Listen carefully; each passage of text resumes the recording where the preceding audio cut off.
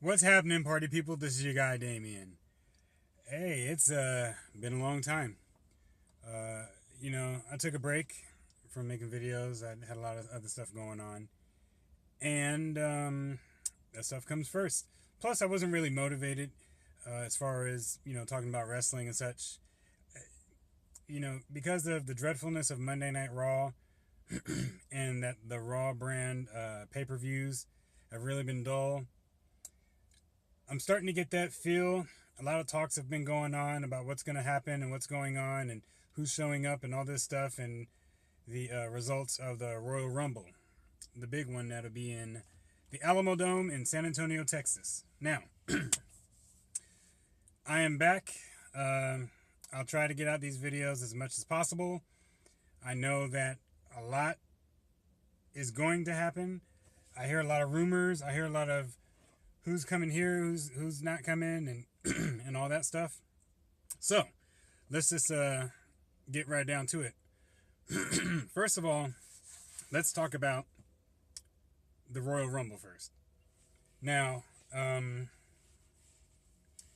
my thought of the Royal Rumble, and there's so many different scenarios and other things that go on or that come along with it, but I think that what I would like to see happen, I'll probably go with maybe the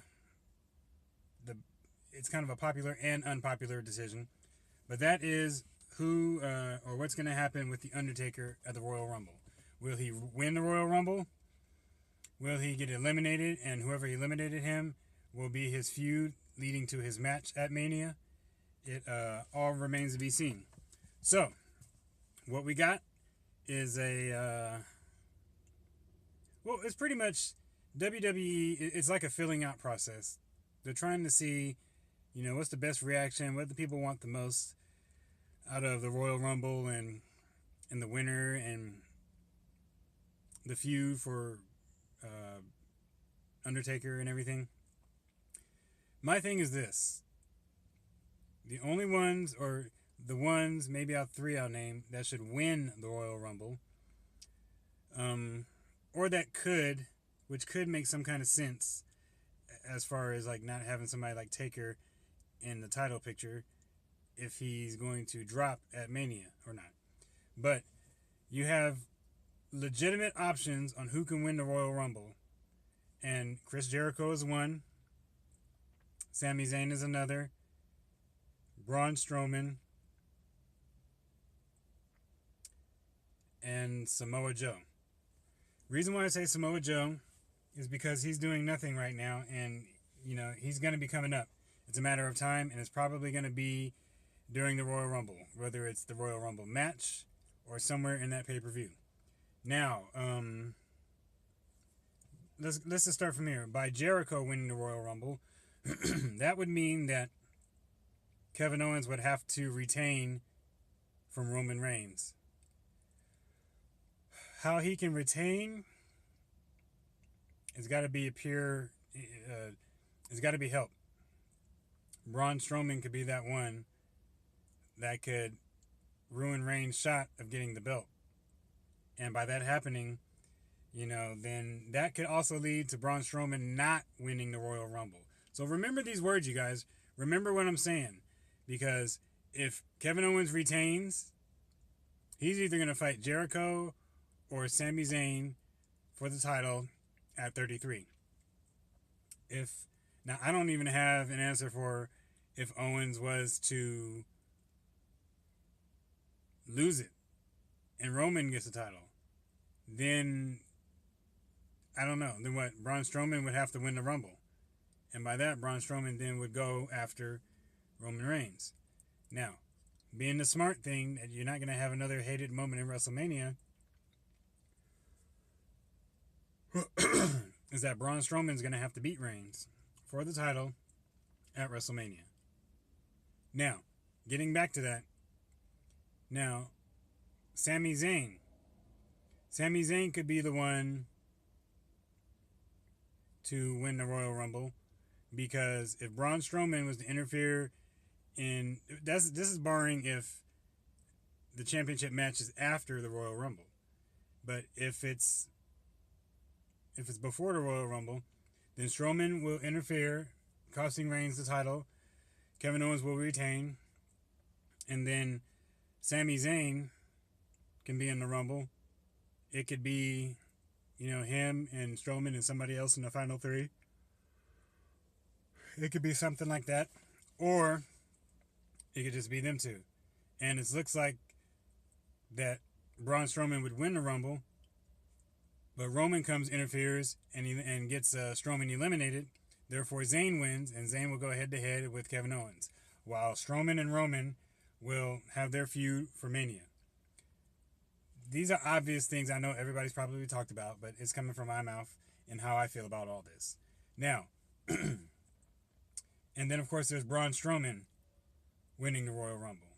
He wins the Royal Rumble. That means that Roman Reigns would have beat Kevin Owens and got the belt. And then you got a Reigns-Strowman thing going for WrestleMania. And hopefully they won't fight. I don't even want them to touch each other until Mania. I want them to be as far apart as they can. They can have stare-offs. They can have contract signings and all that other crap. But I don't want them to be in a match before WrestleMania. They have to... WWE has to stop doing this stuff. Having main events that are for pay-per-views fighting on Raw doesn't make any sense. It's stupid, because then what's the point of watching the pay-per-view? And half the time, if not most of the time, the results usually come out the same, or obviously the opposite. So, okay, so Roman doesn't have the U.S. title, which means that what we got going on here, if it's a Strowman-Roman thing, then Owens and Jericho will have a match at Mania. Owens will be over. Jericho, he's got to be feuding. He's going to be touring with Fozzy, so he's not going to be staying too much longer after Mania. So, but what we got is either your classic Sami Zayn that's going to win it and will face Kevin Owens at Mania. Then again, what they're going to do with Jericho, I don't know. I hope Rollins doesn't get involved in that. I hope they pick somebody else. Maybe even bring somebody up, like maybe a Ty Dillinger. Have him, go up against Chris Jericho at Mania. Give Dillinger the win. Like, have Dillinger eliminate Chris Jericho in the Rumble, if Dillinger's in the Rumble. Which he should, and he should be coming in at number 10. 10. So, you got that.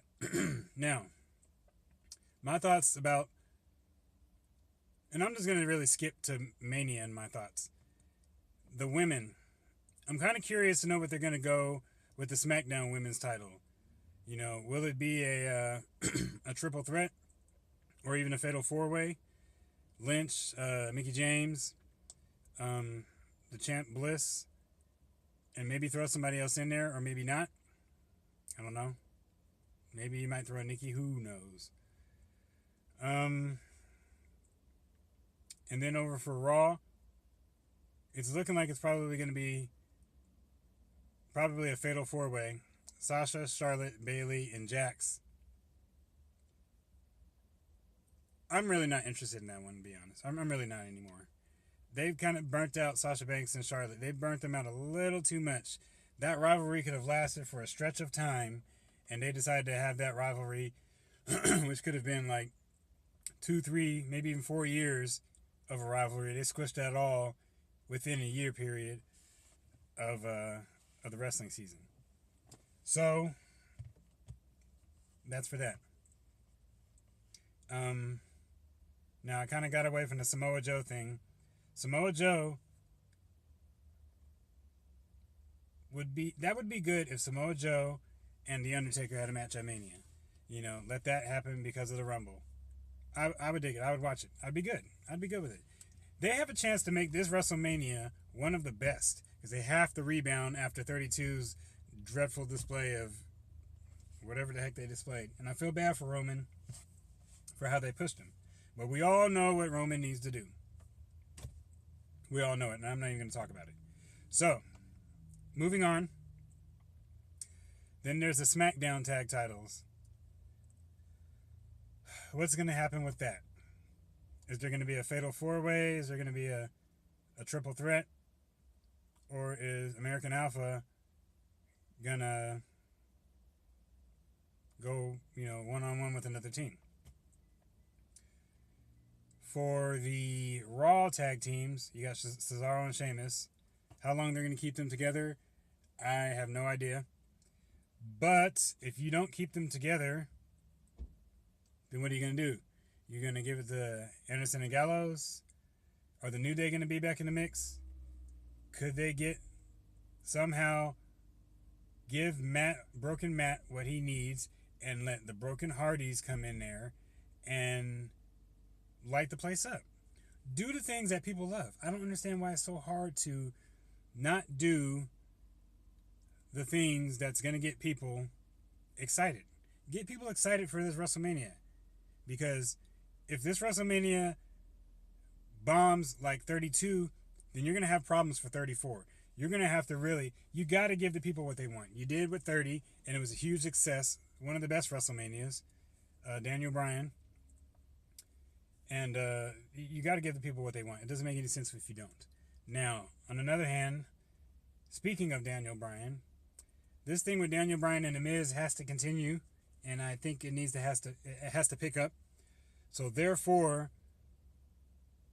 Daniel Bryan versus The Miz. Now I understand they're not letting Daniel Bryan smell a wrestling ring on the inside, unless he's in there talking.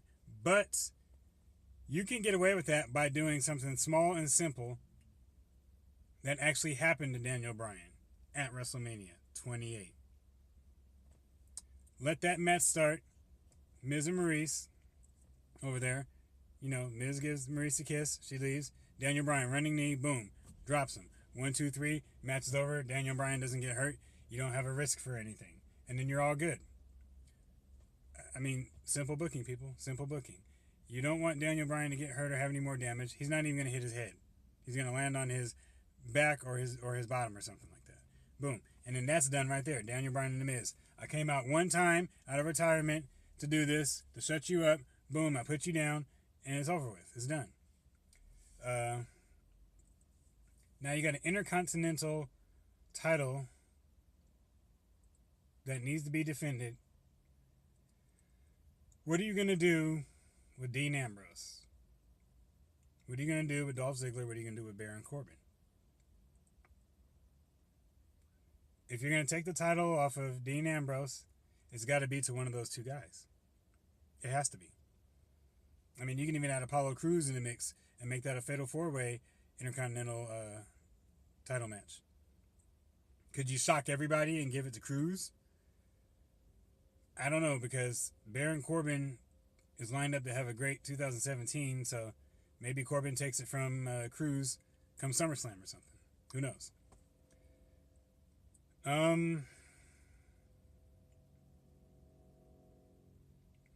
There's so many different things they can do. AJ Styles and Kurt Angle, that's the most logical thing you got to do. You cannot not do that. You can't not do that. You have to do that. It's there. They want to wrestle each other. Let it happen. Give the people what they want. This is what it's all about, WWE. Give the people what they want. Now, you got also Finn Balor. Another person who can wrestle The Undertaker. Could you have him go heel, go after Rollins? Doable. Because these talks about Triple H not returning, I don't know what's going on with that. I actually enjoyed Triple H being at WrestleMania, probably mainly for his entrances. The best. One of the best. But you got to do something with Balor. He's coming back. And if he's not back, then I don't know what the heck you do with him. I really don't. Which leads me, or segue into what's going on with Triple H and Rollins. They have literally forgot about that and left that alone. Rollins needs something to do in WrestleMania. There needs to be something for Rollins to do. I want Triple H in Mania. Bring them together. Let their feud be over. Don't leave it incomplete. It's stupid if you leave it incomplete. It literally makes no sense to leave their feud incomplete.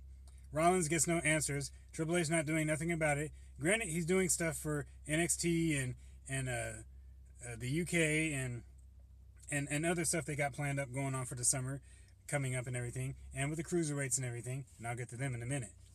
But Rollins versus Triple H has to happen, and the feud needs to start at Royal Rumble. Now, other than that, you got to have the cruiserweights do something. More than likely, they're probably going to be on the pre-show. More than likely, it could look like a one-on-one or a triple threat. I don't know. If Neville doesn't get the belt before then, he's going to get it at Mania. This concludes part 1 for my talk right now. I'm going to bring you some more stuff and some more ideas, more possibilities, and even people that are going to be coming up and signing on. But until then, party people, this is your guy Damien. Tune in for the next video.